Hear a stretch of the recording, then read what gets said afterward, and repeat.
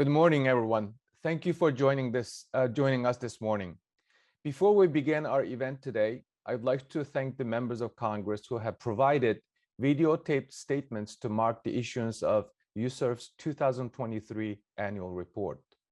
We're honored to have recorded remarks by Speaker Emerita Nancy Pelosi, Senator Marco Rubio, and Representatives Jim McGovern, Anna Eshoo, French Hill, and Ilhan Omar. Now we will play their videotaped remarks that will be available after the event on USCIRF's website. We apologize for the technical difficulties. We're trying to figure it out. As soon as we manage to figure the problem out, we will try to replay the taped remarks by member of Congress. Good morning, everyone, and thank you for joining us today to discuss the U.S. Commission on International Religious Freedoms, or USCIRF's 2023 annual report. I'm Commissioner Sharon Kleinbaum, and I'll be moderating this morning's event. Due to a last-minute scheduling conflict, Rabbi David Saperstein, who was scheduled to be today's moderator, was not able to join us. I was first appointed to the commission in December 2019 by Senator Charles Schumer and was reappointed in August 2021 by President Joseph R. Biden. I am also the rabbi at Congregation Beit Simchat Torah in New York City, and I had to step down from being a commissioner in March of 2020 because of COVID-19's severe impact on my congregation here in New York City. I am grateful that President Biden gave me the opportunity to return to USCIRF after that crisis subsided. It is an honor for me to serve with my fellow dedicated commissioners and to work so closely with USCIRF's extraordinary staff. For today's event, we will start with opening remarks from USCIRF Chair Nuri Turkel and Vice Chair Abraham Cooper. They will outline some of our report's key findings and recommendations. Following those opening remarks, I will moderate a conversation among my fellow commissioners with some initial questions. Then there will be time for questions from our audience today. In addition to Chair Turkel and Vice Chair Cooper and myself, the remaining 6 commissioners with us today are Commissioners David Curry, Frederick Davey, Mohammed Majid, Stephen Schneck, Eric Uland, and Frank Wolf. We invite those with questions to use the Q&A feature on the bottom of your screen to submit a question in writing. You may post these questions at any time, and we will respond to as many questions as possible. Please indicate your name and organization when you submit a question. And with that, I am so very pleased to turn over the floor to Chair Turkel. Thank you very much, Commissioner Kleinbaum. Good morning to you, everyone. Thank you again for joining us.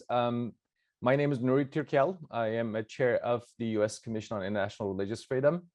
I want to begin by thanking Rabbi Kleinbaum for her service as commissioner since her second term will be ending on May 14. Commissioner Kleinbaum is a passionate fighter for religious freedom for all. We're grateful for her commitment and dedication to the cause of religious freedom and human rights. Here, I'd like to take this opportunity to express my personal gratitude to Commissioner Kleinbaum for her support of my human rights work and efforts to stop the ongoing Uyghur genocide in China. I'm proud to have served with Rabbi Kleinbaum on the commission, and I know that she will continue to be a force for good in the fight for religious freedom around the world. Today, USCIRF is proud to release our 24th annual report. The report offers an overview of religious freedom conditions around the world, specifically in 2022, and lays out the recommendations to the United States government on what it can do to shed a light on these violations, ensure accountability, and encourage positive change.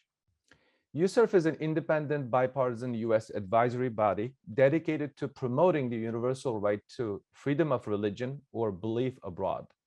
We monitor religious freedom conditions in foreign countries throughout the year, publish reports, hold hearings, and conduct travel to assess conditions on the ground. Under USCIRF's mandate in the International Religious Freedom Act of 1998, or IRFA, the Commission issues a report by May 1st each year with recommendations to the President, Secretary of State, and Congress. All chapters in the report are approved by a majority vote and reflect the views of a bipartisan group of commissioners from different religious, political, and professional backgrounds. In addition, each commissioner under the statute has the option to include a statement representing his or her own individual views. Key findings, recommendations, and analysis for each country chapter represent insights and information that USCIRF gained through hearings, fact-finding trips, independent research, and meetings with government officials, human rights advocates, and religious leaders. Before moving into the content of this year's annual report, I'd like to take a moment to thank the members of our professional staff team for their phenomenal work in preparing it and in organizing this event today. Each annual report is the culmination of a team effort involving each members of USCIRF's staff, in addition to our outside copy editor and the government publishing office's report designers. This combined effort made today's release possible. The annual report's primary focus is on two groups of countries: those that USCIRF recommends the State Department designate as countries of particular concern, or CPCs, and those that USCIRF recommends the State Department place on its special watch list, or SWL. Under URFA, CPSs are countries whose governments engage in or tolerate systematic, ongoing, and egregious violations of religious freedom. The SWL is for countries where the violations meet two, but not all three of the systematic, ongoing, egregious tests for CPC status. This year, our report covers 28 countries. Based on the 2022 conditions, we recommended 17 of those countries for CPC status, including the 12 that the State Department designated as CPCs in November 2022. Those countries are Burma, China, Cuba, Eritrea, Iran, Nicaragua, North Korea, Pakistan, Russia, Saudi Arabia, Tajikistan, Turkmenistan. Cuba and Nicaragua are two CPC recommendations for USCIRF this year. In addition, USCIRF recommends the State Department designate 5 other countries as CPCs: Afghanistan, India, Nigeria, Syria, and Vietnam. We recommend that the State Department maintain on its special watch list 2 countries, Algeria and Central African Republic, and add 9 countries to that list: Azerbaijan, Egypt, Indonesia, Iraq, Kazakhstan, Malaysia, Sri Lanka, Turkey, and Uzbekistan. Sri Lanka is a new SWL recommendation for USCIRF this year. In addition, we also recommend for redesignation as entities of particular concern, or EPCs, the following 7 non-state actors: Al-Shabaab, Boko Haram, the Houthis, Hayat Tahrir al-Sham, Islamic State in Greater Sahara, Islamic State in West Africa province, also referred to as ISIS West Africa, and Jamaat Nasr al-Islam wal Muslimin. To meet the legal standards for designation as EPCs, a non-state group must engage in particular severe violation of religious freedom, be outside of the control of a sovereign government, exercise significant political power and territorial control, and often employ violence in pursuit of its objectives. The cover of our report this year features an image from the ongoing protest against laws mandating religious headscarves for women in Iran. While religious freedom conditions in Iran were extremely poor even before protests began in September 2022, they have been deteriorated considerably due to the government's severe brutality against Iranians peaceful asserting their religious freedom. Iran's security forces have shot and killed peaceful protesters, detained and tortured others, and engaged in a systematic campaign of sexual and gender-based violence against not only women and men, but boys and girls as well. In addition to protesters, the report cover also honors the many Iranians whom the government has persecuted for their religious belief or religious practices by displaying the names of individuals from Iran who were included in USCIRF's freedom of religion or belief victims list as of the end of 2022. Every country named USCIRF's 2023 annual report is watching to see how the United States will respond to those grounds violations of human rights. We are encouraged by the Biden administration's effort to isolate Iran internationally, impose targeted sanctions on religious freedom violators, and support the UN fact-finding mission. However, we believe that these steps alone are insufficient to remove the veil of impunity behind Iranian government officials hide. In this year's annual report, USCIRF recommends the US government lend its full support to a UN Security Council referral of the issue of Iran to the International Criminal Court for investigation of crimes against humanity against those asserting freedom of religion or belief. We also continue to draw attention to the dire circumstances in Nigeria. The State Department had rightly designated Nigeria as a CPC in 2020, an action USCIRF has recommended since 2009. But in 2021, and again in 2022, the State Department chose not to designate Nigeria as a CPC. It did not even place the country on its SWL, thereby indicating that in its view, Nigeria is a country with no severe religious freedom violations as defined by URFA. Based on the State Department's own reporting, we know this is simply not true. Central government failure, state-level government's repression, and religiously motivated violence by non-state actors have turned parts of Nigeria into hotbed of persecution, particularly in the north. USCIRF has maintained the country should again return to CPC status in 2023. USCIRF also recommends the appointment of a special envoy for Nigeria in the Lake Chad Basin to oversee US efforts to promote greater religious freedom in the region. USCIRF is also again recommending CPC designation for India. Indian government at the national, state, and local levels promotes and enforces religious nationalist policies, including restriction on citizenship, religious conversion, interfaith marriage, and cow slaughter that negatively impact Muslims, Christians, Sikhs, Dalitis, and indigenous and scheduled tribal people. These laws and policies have created a culture of impunity for nationwide campaigns of harassment and violence, particularly towards Muslims and Christians.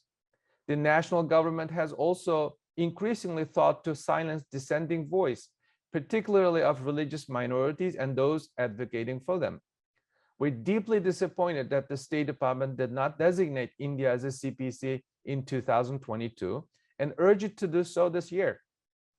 Now I'd like to turn it over to Vice Chair Cooper, who will highlight several more of our key recommendations to the Biden administration and Congress to advance religious freedom worldwide.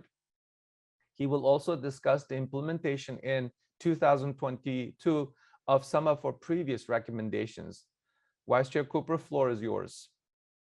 Thank you, Chair Turkel, and I believe I speak for all of your fellow commissioners in thanking you for your nothing short of courageous leadership serving as chair of USCIRF at a time when you were still struggling to free your own mother from the repression in China. This has not been an easy task for you, and every statement you've made, every appearance you've made on behalf of the United States and your leadership in the commission is really an inspiration to your fellow commissioners, and we bless all your efforts, and perhaps next year we'll be able to host your mother as part of one of our hearings in Washington. God bless you. The countries we're mentioning today represent just the sampling of the places in which religious freedom continues to face severe challenges around the world. And I hope that each of you will take the opportunity to read the full report. And as our chair pointed out, a report that is the work primarily of our wonderful professional staff with input from commissioners, and a worthwhile read to give a snapshot of the serious situation we're looking at globally.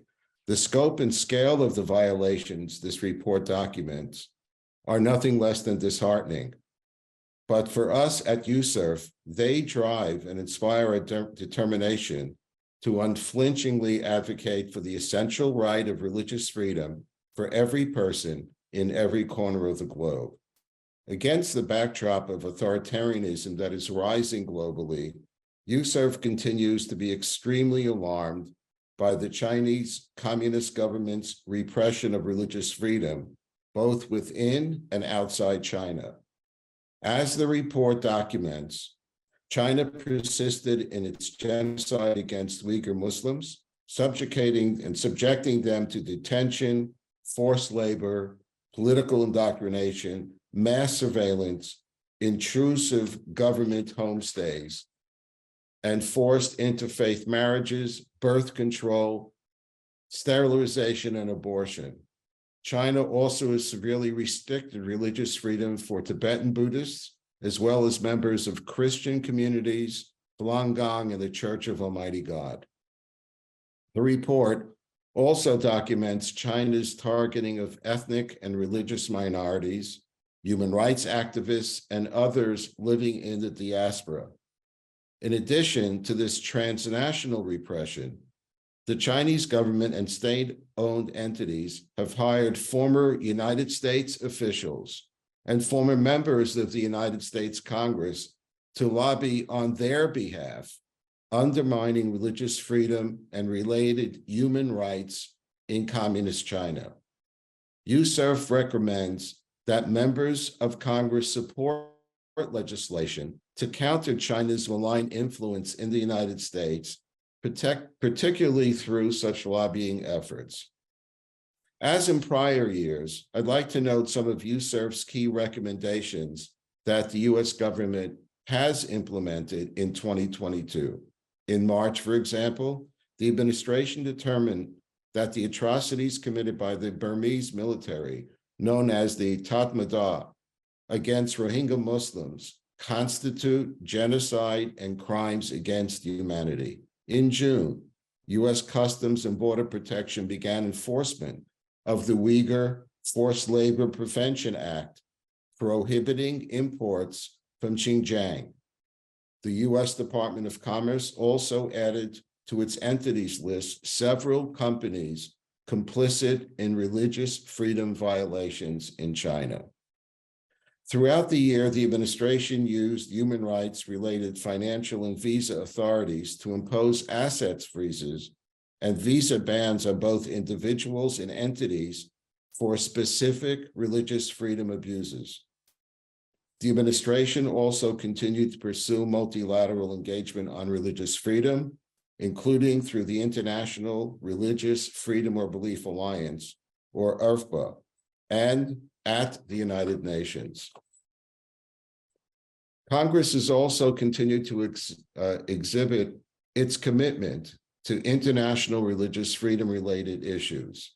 Among other actions, it permanently reauthorized the global Magnitsky Human Rights Accountability Reauthorization Act, which allows the United States to issue visa bans and asset freezes against foreign persons involved in gross violation of human rights. Congress also passed the Lautenberg Amendment, providing a special track for resettling at-risk Iranian religious minorities. While USCIRF is pleased to see evidence of the ongoing commitment to and fulfillment of URFA by successive administrations in Congress, we continue to believe that the US government must do more to address the most egregious abuses. For example, we continue to urge the administration to use the CPC designation tool more effectively, as too many of the State Department's CPC countries are repeatedly named as such each year, but results in little to no substantive change. Accordingly, we recommend that the State Department impose meaningful consequences on violator governments when it actually names its CPC list, such as by not reissuing the waivers based on other U.S. interests that are so far allowed Pakistan, Saudi Arabia, Tajikistan, and Turkmenistan to avoid penalties and other repercussions. Furthermore, we recommend the administration increase the use of human rights-related financial and visa authorities to impose asset freezes and/or visa bans on individuals and entities for severe religious violation, citing specific abuses. We also encourage the Biden administration to coordinate with other countries with similar sanction regimes on such targeted sanctions whenever possible. Among the recommendations that USCIRF made to Congress in this year's annual report, we urge it to hold oversight hearings on USCIRF policy. We also recommend that individual members of Congress advocate for religious prisoners of conscience through the Tom Lantos Human Rights Commission's Defending Freedom project. Let me add a personal note, is that I had the honor to know the late Congressman Tom Lantos for decades. As a survivor of the Holocaust, he brought a special commitment to the table, and I can attest personally to his courageous and effective interventions on behalf of individuals who were suffering because of their human rights and religious freedom stances. And I only could wish upon the younger members of Congress who are coming in to learn more from Tom Lantos's amazing legacy. Bipartisan support in Congress for religious freedom worldwide is a powerful driver of U.S. leadership on this important issue. Continuing to shed light on egregious restrictions on freedom of religion or belief will ensure that America's commitment to international freedom remains strong.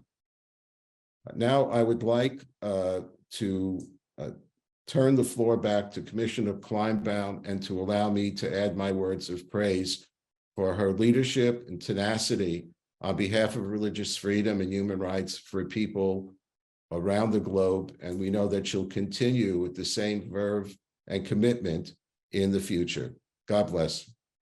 Thank you so much, Vice Chair Cooper. And I'm delighted to say we think we have worked out the technical problems with the videos, and we will show them at the end of our presentation today. I'd like to start with our first question to Commissioner Fred Davey about Cuba. USCIRF has included Cuba in its annual report for many years, but this is the first time it is being recommended for CPC status. What are some examples of religious freedom violations in Cuba in 2022? And in what ways were religious freedom conditions worse in the country last year than in past years? Commissioner Davey. Thank you, Commissioner Kleinbaum. And let me say at the top, I may have a burst of microsecond interruptions in my internet, but I hope we get through it without too many glitches. Let me also echo the remarks of Chair Turkel and Vice Chair Cooper in celebrating your leadership, not only on this commission, but also worldwide, and all the work that you do to promote human rights, to support the LGBTQ community in your work and your ministry in New York, and to support international religious freedom worldwide as well. So thank you for that leadership. And we will miss you when you leave the commission, but we know you're not going far. So thank you so much. In terms of Cuba, throughout the year 2022, the Cuban government tightly controlled religious activity through surveillance, harassment of religious leaders and lay people, forced exile, and ill treatment of religious prisoners of conscience. Some specific examples include authorities subjected pastors to detention, interrogation, threats of prison sentences on false charges, and confiscation of property. Cuban authorities detained and interrogated citizens who traveled or planned to travel to the United States in 2022, and arbitrarily barred Imam Abdul Duyana, the Imam of the Cuban Association for the Dissemination of Islam, from traveling to Mecca for, quote, reasons of public interest, unquote, without any specifications. Threats and persecution by the Cuban government caused several religious leaders to leave Cuba in 2022. In September, Father David Pantaleon, head of Cuba's Jesuit order and president of the Conference of Religious Men and Women in Cuba, had to leave the country after the government refused to renew his residence permit. Several religious leaders and lay people remained in prison at the end of 2022 for their participation in J11 protests. Select cases are included in USCIRF's Freedom of Religion or Belief Victims List, including Christian pastors and Santeria practitioners. The Cuban government continued to target independent journalists who report on religious freedom by threatening criminal charges and fines, often under Decree Law 370, and imposing travel restrictions. Cuban authorities have twice interrogated and fined young Catholic layman and journalist Adrian Martinez Cadiz. These are just some of the examples of the ways in which conditions have worsened in Cuba in 2022. In closing, let me also thank the staff of USCIRF, my fellow commissioners, as well as the larger community for their contribution to this report, and particularly for their information and the research they provided on conditions in Cuba and other countries around the world. Now turn the floor back over to Commissioner Kleinbaum. Thank you so much, Commissioner Davey. And now a question for you, Commissioner David Curry, about laws that are restricting religious freedom.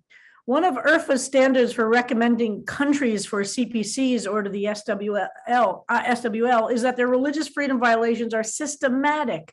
What are some examples of how violator governments systematically use the law for religiously repressive purposes, particularly in those countries with an official or favored religion? Commissioner Curry. Thank you very much, Commissioner Kleinbaum. Welcome, everyone. It's an honor to be part of this report today. One of the things that's clear throughout nearly every page of this report is that governments around the world are maintaining laws which are based on religion, which are coercive in nature. Blasphemy laws is primarily the one that jumps to mind. You can see it in many regions and countries around the world, including Europe. And these blasphemy laws are meant to give a particular angle on a specific faith and negate the needs of the other minorities, whether they be religious minorities or other minorities within that particular country. So blasphemy laws are a significant issue, and you will see that on nearly every page of the report. You also notice there are some very vague and overstated hate speech laws, which really allow any particular official or group that's in a majority of some of these countries to target individuals, whether they be of religious faith or LGBTQ minorities. This is a significant and rising issue, and is meant to bludgeon religious minorities into withholding their speech. And of course, the freedom of speech has to allow for a wide range of opinion, including opinion that you may not agree with. That doesn't necessarily make it hate speech. So this is a major issue. And then, of course, the registration laws in many of these countries, I think in particular of Malaysia, which is one of the countries I'm most concerned about and watching, that forces people into a particular registration, then puts them under a strict interpretation of Sharia law, and effectively prohibits somebody practicing the Muslim faith from changing their mind about their religious registration. And that's just but one example. So there are many ways in which governments are using laws around the world that are in violation of religious freedom laws. Thank you. Thank you so much, Commissioner Curry. Deeply appreciated. And now a question for you, Commissioner Majid, about religious intolerance in Europe. While European governments in many ways protect and promote religious freedom of religion or belief, many European countries nonetheless are experiencing troubling levels of anti-Semitism and anti-Muslim hatred. How do you assess such trends in Europe today?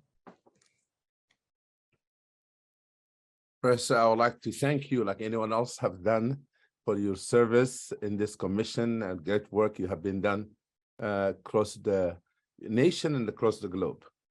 In 2022, religious communities throughout Europe continue to face restrictions on certain religious practices.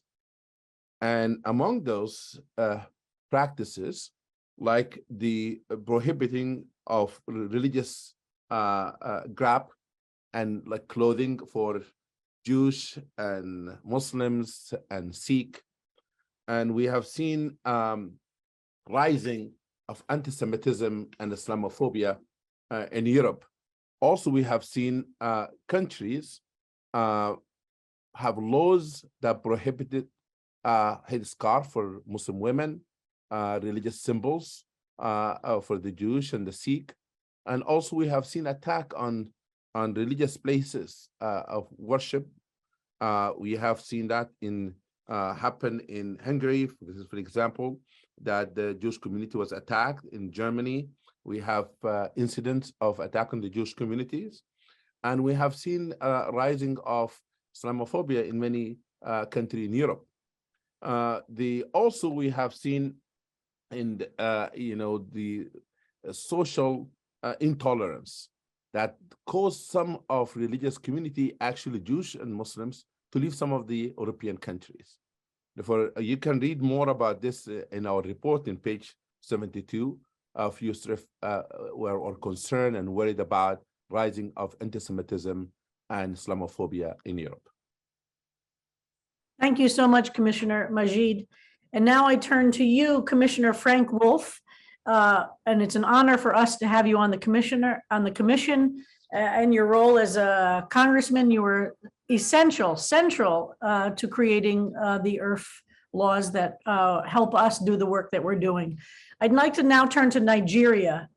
USCIRF continues to recommend to the State Department to designate Nigeria as a country of particular concern due to officials' repression of religious expression and the government's lackluster performance at best, protecting its citizens from religious and ethno-religious violence. This year, USCIRF is also recommending that the State Department name a special envoy to Nigeria and to the Lake Chad Basin to address religious freedom concerns there.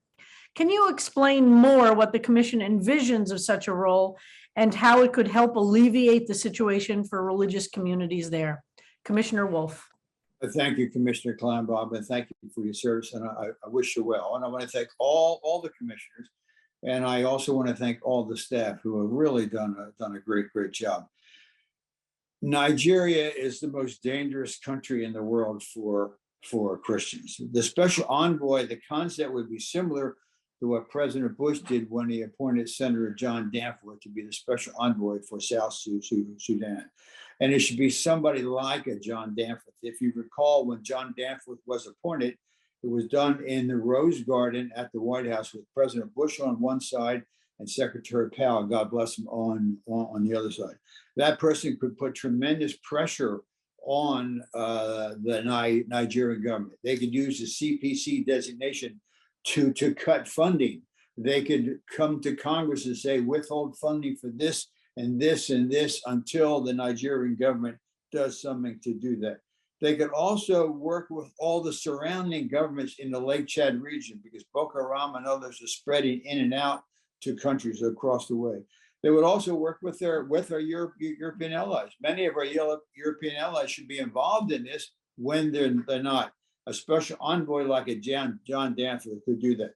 They could also work with other UN groups, like the international groups, like the World Food Program. There's massive hunger in large portions of Nigeria. In the IDP camps, they could help with regard to education. There's so much a special envoy who had the stature of a Senator Danforth could do. 52,000 Christians killed, 30,000 Muslims. Greg Stanton of Genocide Watch said that Boko Haram is committing genocide, and he said the Fulani militants are committing genocide activity. Fulani militants committing genocide activity. It's the largest country in Africa, 219 million people. If this were happening in a country in Scandinavia or anywhere in Europe, the world would be engaged and we would be engaged. It's important for President Biden, Secretary Blinken to appoint a special envoy with the caliber of John Danforth to work to solve the problems of Nigeria using the CPC designation. Thank you very much, Commissioner Wolf, for that. And now we turn to Commissioner Schneck and a question about Sri Lanka. It's always important to know when USCIRF adds new countries to its recommendations for the first time. And this year, Sri Lanka, it has this distinction. What were some significant ways that religious freedom conditions in that country worsened in 2022 to merit its recommendation for the special watch list? Commissioner Schneck.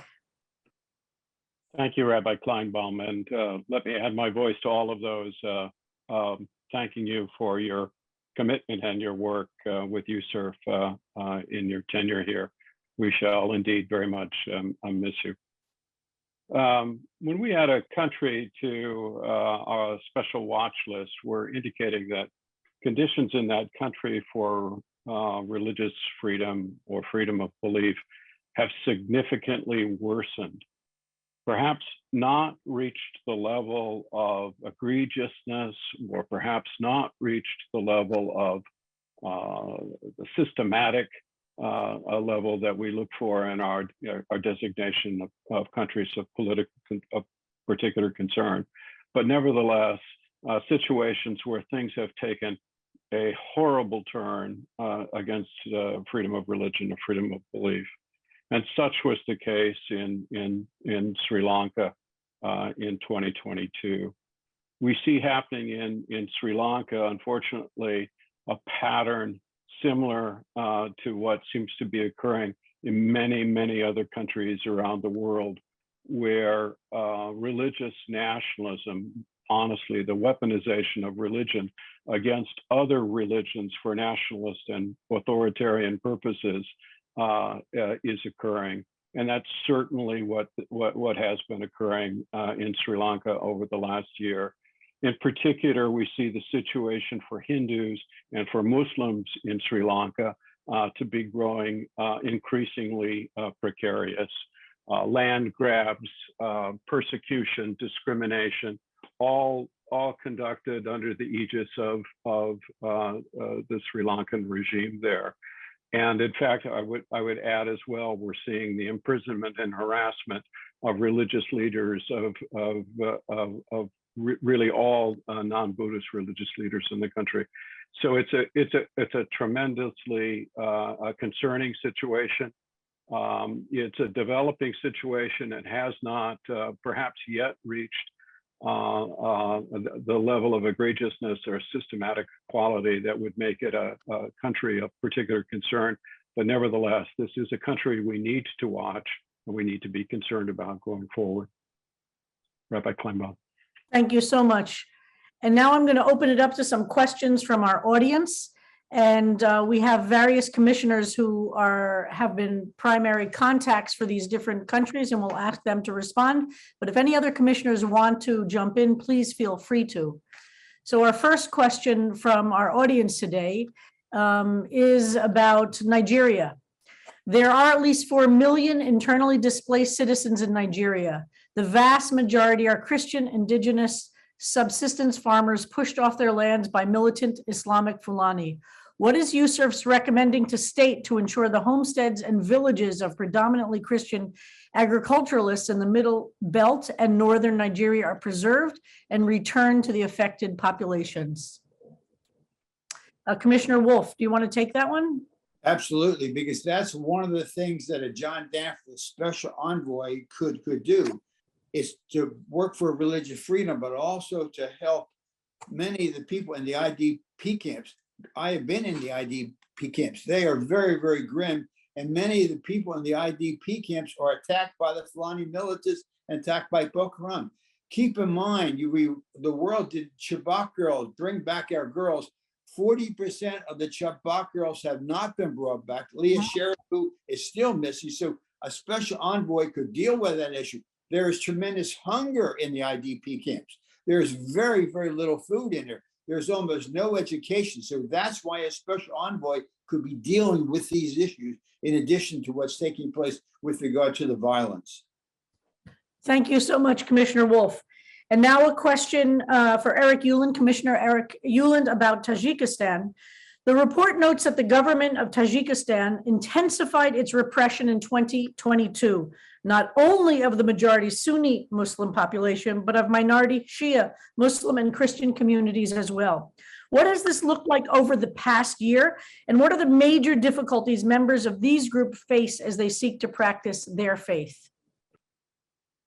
Thank you very much, Commissioner. And like everybody else, we will very much miss your participation and your leadership on the commission.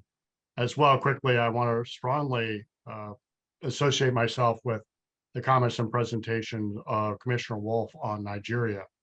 For Tajikistan in 2022, the Tajik government, as you mentioned, continued to severely repress the country's Muslim majority.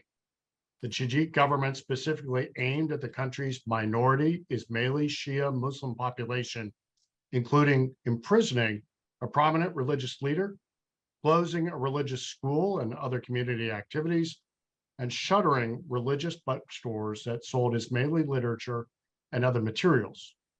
In May, government officials told Protestant Christian leaders that the government would not register any new churches. In August, Ismaili Muslim cleric Muzaffar Davlatmarov was sentenced to 5 years in prison on extremism charges after officiating at funeral services for protesters killed by the government. And in November, longtime prisoner Jehovah Witness Shamil Kakimov was denied his request by authorities to transfer to a specialized hospital to treat his very poor health. This denial persisted in this year as recently as February. Therefore, USCIRF has concluded that Tajikistan should continue to be listed as a country of particular concern, and in addition, there should be no presidential waiver to eliminate consequences for the government of Tajikistan. Thanks very much. Thank you so much, Commissioner Uland. And now a question about North Korea. And this will go to Commissioner, our Vice Chair Cooper. In the wake of the COVID outbreak, North Korea has further tightened social control and limited travel and market activities. How has religious freedom been further undermined in North Korea since the COVID outbreak? Thank you. To put things in perspective, USCIRF has recommended for CPC status North Korea since the year 2001. Like other atheistic totalitarian regimes, God is the #1 enemy of the state. In 2022, religious freedom conditions in North Korea remained probably the worst in the world as it continues its systematic, ongoing, and egregious violations of freedom of religion or belief. Anyone caught practicing religion or even suspected of harboring religious views is subject to severe punishment, including arrest, torture, imprisonment, and execution. North Korea's ruling ideology deifies its leaders, forbids competing ideologies, and treats religion as an existential threat. The discriminatory Sangbang system classified citizens based on their perceived loyalty to the state. So religious practitioners belong automatically to the quote unquote hostile class and are considered enemies of the state and are harshly persecuted. Protestant Christians remain especially vulnerable to persecution. According to a 2022 report by the War Crimes Committee of the International Bar Association and the Committee for Human Rights in North Korea, human rights abuses, including religious freedom abuses in North Korean detention centers, amount to crimes against humanity. Christians make up a disproportionate number of detainees in these centers. The Ministry of State Security is primarily responsible for the persecution of Christians. Key recommendations of the U.S. government, or to the U.S. government, may sound to you as counterintuitive, but actually are the kinds of moves that have made a difference in the former Soviet Union and in other situations in dealing with authoritarian regimes. Number one, integrate security and human rights as complementary objectives in U.S. policy towards negotiations with North Korea. Reauthorize the North Korean Human Rights Act and swiftly confirm the nominee for special envoy for North Korean human rights issues. Two, impose targeted and broad sanctions, including coordinated multilateral sanctions with international partners for religious freedom violations in North Korea, and consider lifting certain sanctions in return for concrete progress in religious freedom. I think I have to agree with Open Doors, who rank North Korea as the country where Christians face the most severe persecution in the world. Thank you very much, Vice Chair Cooper. And now a question about Vietnam to Commissioner Davey. Could you please provide more details regarding USCIRF's evaluation of religious freedom in Vietnam during the previous year, as well as its suggestions for this nation in Southeast Asia? Thank you, Commissioner Davey. Thank you, Commissioner Kleinbaum. Before I speak to Vietnam, let me support Congressman Commissioner Frank Wolf in his statements on Nigeria. Let me just say I had an opportunity to visit there last year. I heard firsthand of the dire situation facing Christians there in Nigeria, but I also heard from people in general about the lack of support that the government's able to provide in terms of security and simply providing a way of life for its people. So in Nigeria, special envoy is certainly called for. I want to reinforce that. Also want to reinforce our call for CPC and encourage our government to use all of its authorities to engage, particularly the new government that's coming to Nigeria, to address some of these very dire concerns and situations that are confronting that country. Now to Vietnam. I would encourage everyone to view our annual report and the chapter on Vietnam. But authorities in 2022 in Vietnam intensified their control and persecution of religious groups, including Montagnard and Hmong Protestants, Cao Dai followers, the Ho Ha Ha Ho and Unified Buddhists, the Duong Van Minh and Falun Gong as well. The government introduced 2 draft decrees to implement the 2018 law on belief and religion, which would further restrict religious freedom if passed. In terms of examples and key developments in 2022 in Vietnam, authorities intensified the persecution of unregistered Protestant groups. Authorities reportedly disrupted and banned Montagnard Protestants' peaceful religious activities, interrogated and threatened them with imprisonment, fined them, and coerced Montagnard Protestants to denounce and leave their denominations and join state-controlled Protestant churches. Local authorities increasingly coerced Hmong Christian converts to publicly renounce their faith, including some who attended state-controlled Protestant churches. Harassment of Catholic communities also increased in Vietnam. In February, officials in Ho Ha Dinh province disrupted a mass performed by Archbishop Joseph Vu Van Ten of Hanoi and other priests. The Hanoi Archdiocese protested local authorities' frequent harassment, and land disputes between Catholics and local government persisted. Finally, local authorities disrupted home-based religious activities in independent Cao Dai and Ha Ho Buddhist groups. Authorities harassed members of the Independent Unified Buddhist Church of Vietnam and destroyed the Independent Unified Church of Vietnam's pagoda in Con Tum province and threatened to demolish a religious hall built by Khmer Krom, Theravada Buddhists as well. So these are some examples of the key developments in Vietnam and why Vietnam has been recommended by USCIRF for CPC status. Thank you so much, Commissioner Davey. And I want to say the questions from our audience are really fantastic. So thank you all for being so engaged with the issues we all care so deeply about. Our next question is about Russia, Ukraine for Commissioner Schneck. A significant development of the last year was the launch of Russia's full-scale invasion and war against neighboring Ukraine.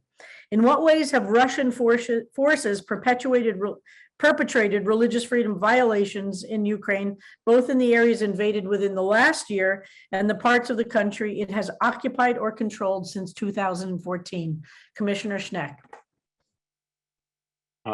Thank you, Rabbi Kleinbaum. Of course, we have designated Russia itself as a country of particular concern for quite some time. And so it's sad, but also unsurprising, frankly, to see the terrible persecutions and violence against religious institutions of all sorts in the occupied territories of Ukraine. So we are quite familiar, I think, with here in the West with the larger story of Russia's invasion and what has occurred on the ground and the destruction. What we've noticed here at USCIRF is that, in particular, much of that destruction, much of that violence has been aimed directly at religious institutions, at clergy, at cemeteries, at holy sites of a variety of denominations. And so the situation is frankly about as horrible as can be imagined. And frankly, speaking personally in this regard, I would hope that the ICC take these atrocities against religious institutions and religious people seriously in their consideration of the charge of war crimes against the Russian Federation. Thank you so much, Commissioner Schneck. And now a question for our chair, Turkel, about how seriously is the Department of State taking USCIRF's reports and recommendations? Chair Turkel. Thank you very much, Commissioner Kleinbaum. State Department is our partner in advancing religious freedom around the world. There are the International Office of International Religious Freedom is our interlocutor. We maintain regular contact. We meet, and the current ambassador at large is ex officio. He attends our commissioners meeting. We have a direct engagement, and sometimes we agree, sometimes we disagree. That's where we are. We're an independent federal government agency. As Commissioner Frank always said, that we're truth teller.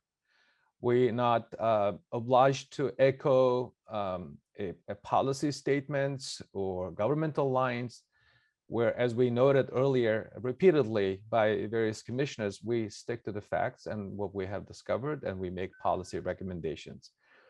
So if the State Department doesn't take our recommendation 1 year, we will continue as we have been in the case of India and Nigeria.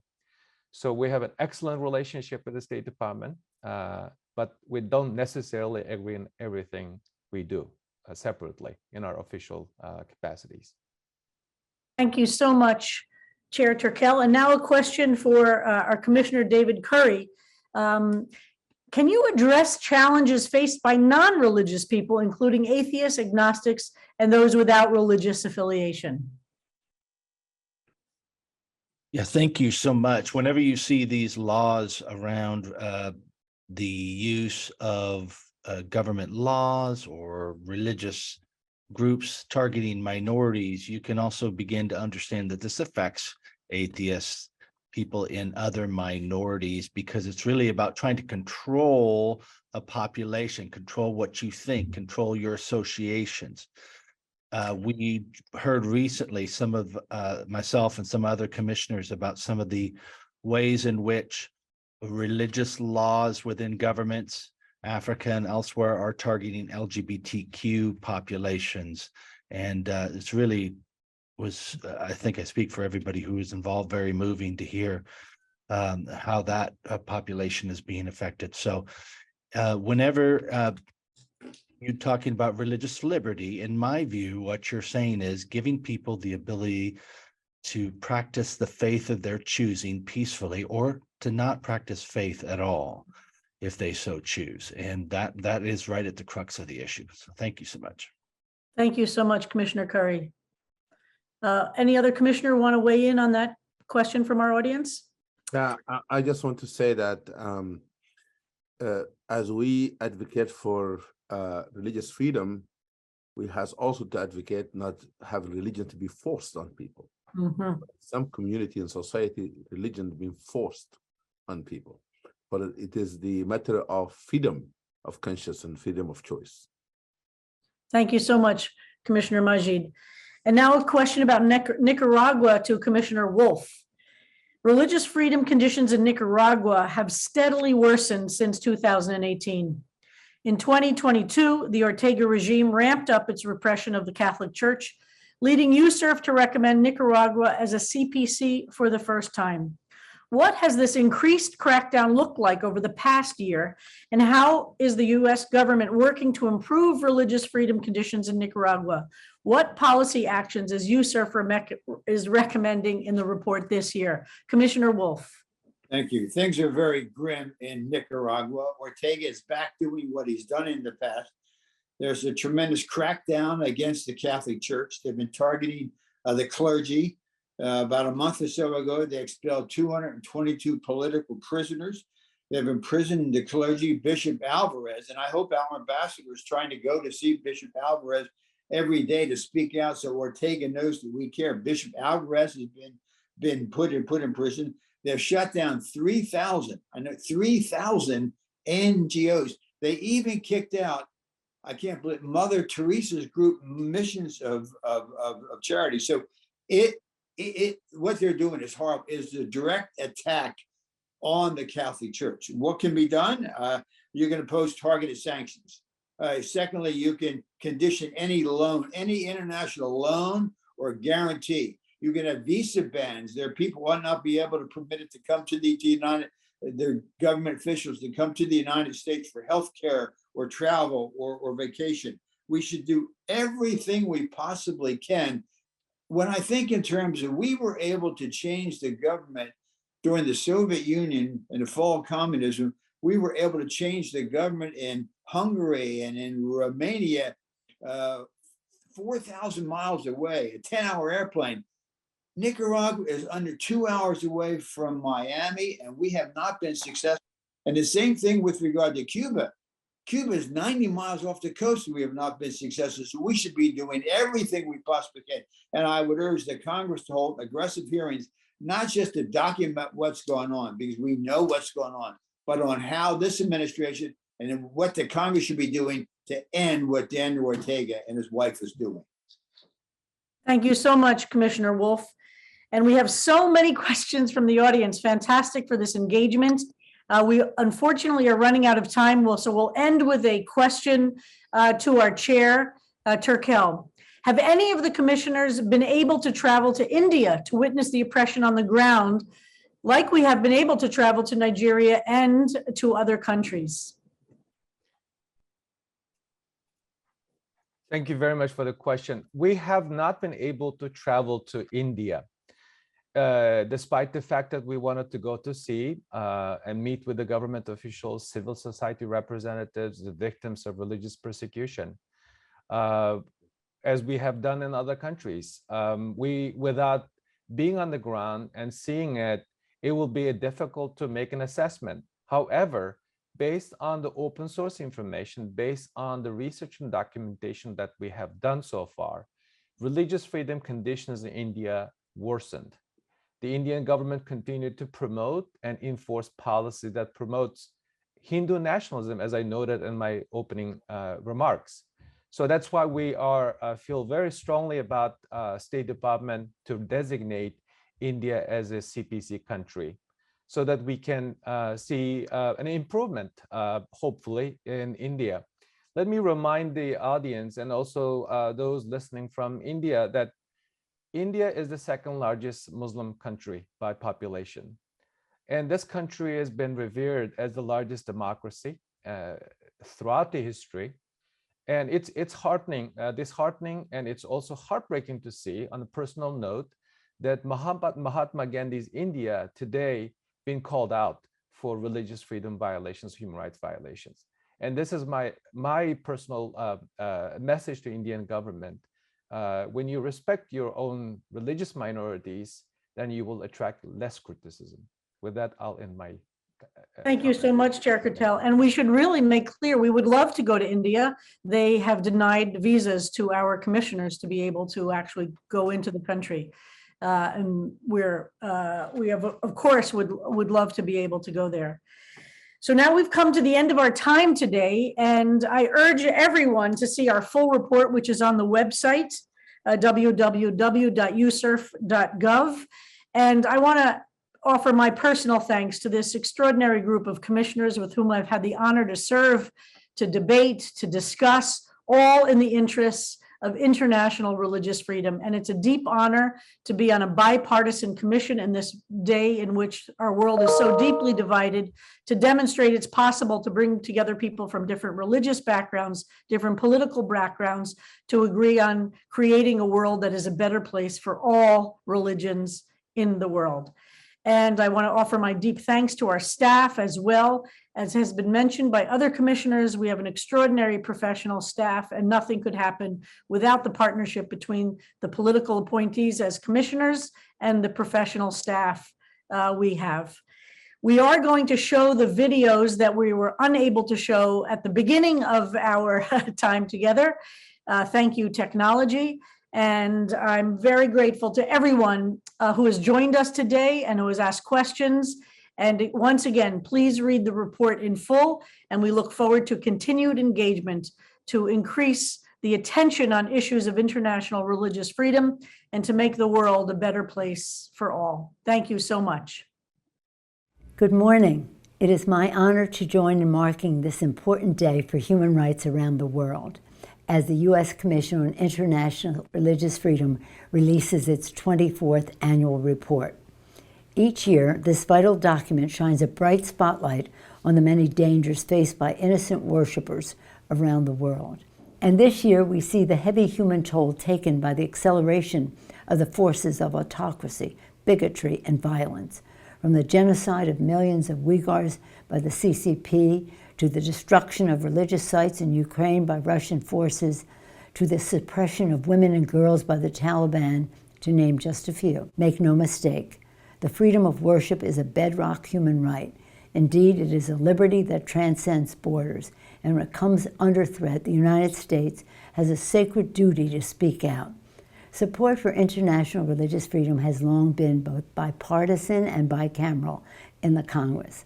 With your partnership and together with President Biden and our allies abroad, we'll continue working to transform your conclusions into a safer, fairer future for all. Thank you, Mr. Chairman Nuri Turkel, and the entire USCIRF team for your leadership, speaking truth to power, fighting oppression, and promoting freedom all over the globe. Thank you. Hello, I'm Senator Marco Rubio. Here in America, religious freedom is written into our founding documents, but across the world, religious persecution, it's on the rise. Believers are suffering in countries like Cuba, China, and Iran, as they have been for decades. But there's also new persecution in countries like Nigeria, and really egregious in Nicaragua. Thankfully, these violations do not go unnoticed. This commission faithfully catalogs them all in its annual report, which helps our government hold the violators accountable. This year's report will be a valuable resource for policymakers like me. Thank you to everyone who worked tirelessly to complete it. You are doing vital work on behalf of one of the most fundamental human rights that exist. Good morning. I'm Jim McGovern, Congressman from Massachusetts and co-chair of the Tom Lantos Human Rights Commission. And I want to thank the U.S. Commission on International Religious Freedom, USCIRF, for inviting me to say a few words today about the launch of their 2023 annual report on the state of religious freedom around the world. Look, my Catholic faith is deeply important to me, and that's one of the reasons I'm so thankful for USCIRF's work. As someone who's been engaged for a long time in promoting and defending human rights around the world, I know that these annual reports are invaluable resources for my staff and I whenever we are called upon to speak out on behalf of people whose right to freedom of thought, conscience, and religion is under threat. Unfortunately, this happens a lot.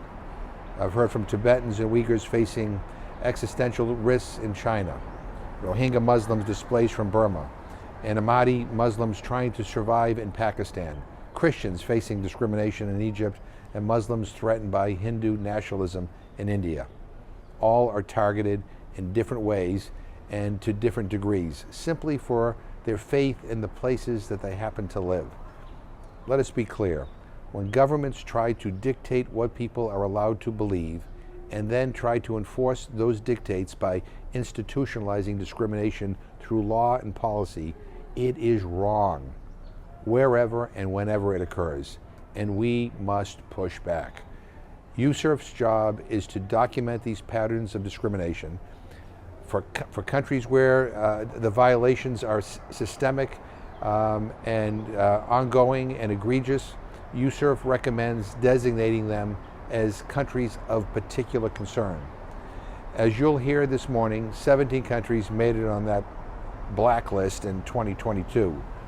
USCIRF's work in defense of the right to freedom of religion is part of a proud American tradition based in the First Amendment to the U.S. Constitution.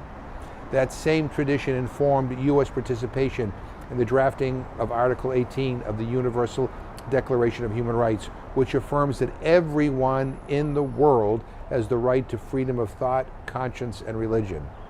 Beyond our borders, it is the Universal Declaration of Human Rights that provides the moral standard against which countries must evaluate their behavior. This year, we will celebrate the 75th anniversary of the Universal Declaration. As you will see in this year's USCIRF report, there is plenty of work to do to live up to its promise. My hope is that this report will renew our commitment to do our best to make sure that religion is never used as an instrument of repression, but rather as a guide to embracing our common humanity. Thank you very much. Good morning, and thank you to the U.S. Commission on International Religious Freedom for inviting me to be with you today as you release the Commission's 2023 annual report. As the daughter of immigrants who fled religious persecution abroad, USCIRF's work is especially meaningful to me.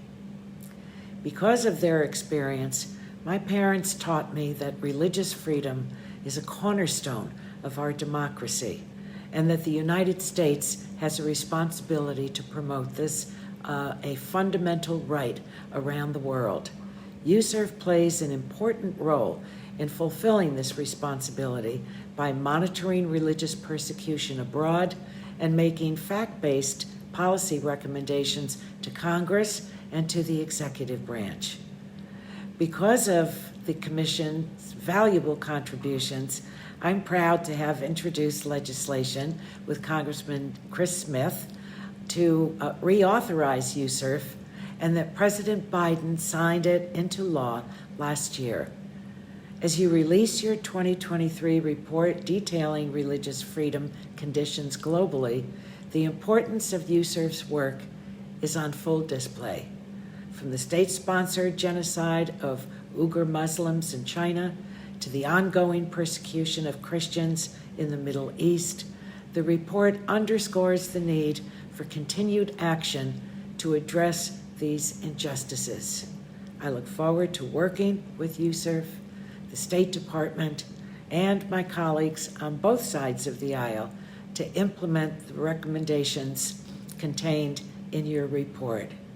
I believe that together we can help create a world where every individual can practice their religion without fear of discrimination or persecution. Thank you, everyone. This is Congressman French Hill, and it's my honor to address you today as the U.S. Commission for International Religious Freedom releases its 2023 annual report. The Commission's work is vitally important to my work here in Congress. Without an independent body like the Religious Freedom Commission providing its own assessments on the status of religious freedom around the world, members of Congress would be ill-equipped to address the executive branch when we disagree regarding foreign policy. I want to thank my friend and chairman, Nuri Turkel, for his hard work and his dedication to advancing religious freedom around the world. I agree with former President Ronald Reagan when addressing the United Nations General Assembly in 1986 said, "Respect for human rights is not social work. It's not merely an act of compassion. It is the first obligation of government and the source of its legitimacy." Religious freedom is a fundamental position of America's domestic and foreign policy. I look forward to reviewing this year's report and using it to advance international religious freedom through my work here in the House of Representatives. Thank you for the opportunity to speak with you today, and best wishes. Assalamu alaikum, everyone. I want to thank the U.S. Commission on International Religious Freedom for this important report and for your continued work protecting the rights of religious minorities worldwide. The fight for religious freedom is an important one. It's important to start by clarifying what religious freedom is, because the term is often confused. Religious freedom is both the ability to practice your faith without persecution and not to be persecuted for not practicing a religion. It is both the freedom of religion and freedom from someone else imposing their religion on you. Or as George Carton put it, religion is like a pair of shoes. Find one that fits you, but don't make me wear your shoes. We must not only protect the rights of people to openly practice faith, but ensure that no one faith is used to curtail the rights of others. I am proud to be a legislator in a country founded on religious freedom by people running from religious persecution. Our founding fathers not only protected the free exercise of religion, but critically prohibited Congress from establishing a religion. They did this because they knew that our rights and our freedom depended on the freedom of all to practice the faith they choose or to practice no faith at all. These are the values we should stand for on a global stage. And that is what this report is about. Religious persecution does not have a single face. What starts merely as an optic hate crime against religious minorities can end up in outright genocide. Mass atrocities against Muslim minorities in China, India, or Burma must be unequivocally condemned, as well as countries like Iran, Afghanistan, where women are forced to wear hijab, but also countries like France, India, and Austria that ban it. Both should be of concern. But we can't stop there. We should also care about countries where there is no state-sanctioned policy, but communal violence and cultural movements that are infringing on faith minorities, from Nigeria to the Central African Republic, Pakistan, Saudi Arabia, and Egypt. Everyone has the right to practice their faith or not at all, and the government has no right to intervene. Those are the values our country was founded on, and those are the values we must stand for and protect around the world. Thank you. Ma salama.